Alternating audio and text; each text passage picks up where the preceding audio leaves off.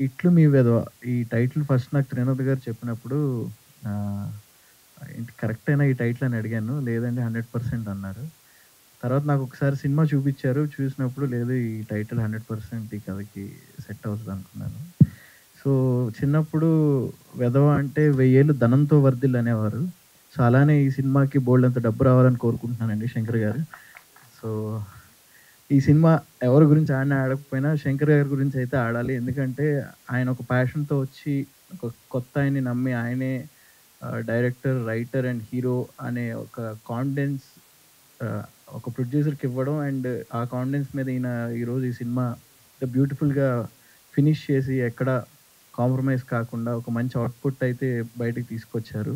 I hope this film works well with all segment of audience అందరికీ నచ్చుతుందని కోరుకుంటున్నాను.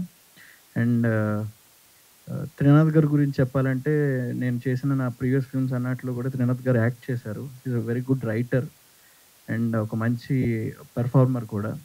అదే విధంగా ఈ సినిమాలో ఆయన స్క్రీన్ ప్రెజెన్స్ కానీ, ఆయన డైలాగ్ డెలివరీ గానీ ఇయన్నీ చూస్తే డెఫినెట్‌లీ త్రినాథ్ గారు ఇంకా ఒక మంచి ఆహ్, ఇట్స్ నాట్ హీరో మెటీరియలా లేకపోతే ఇంకోటి అని కాదు. ఆయన డెఫినెట్‌లీ ఒక మంచి పొజిషన్‌కి వెళ్తారని నేను మనస్ఫూర్తిగా కోరుకుంటున్నాను.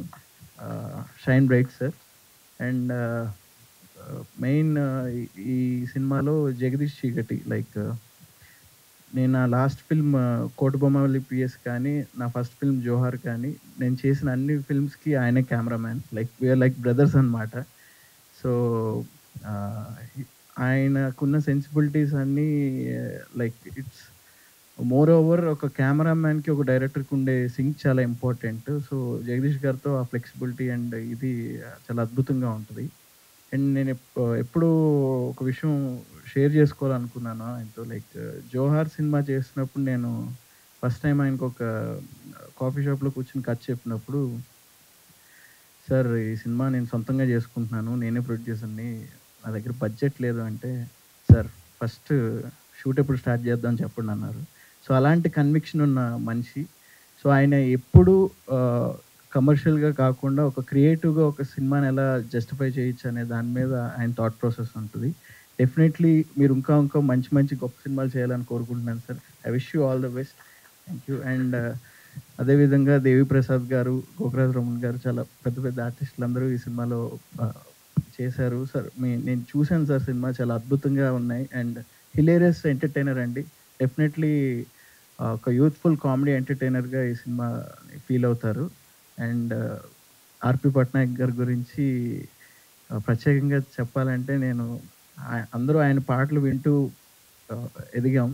నేను రీసెంట్‌గా కూడా మొన్న క్యాసెట్స్ నాకంటే ఇష్టం కలెక్ట్ చేయడం. 'చిత్రం' క్యాసెట్ ఒక రూ. 1000 పెట్టి కొన్నాను సార్ మొన్నే ఆన్‌లైన్‌లో.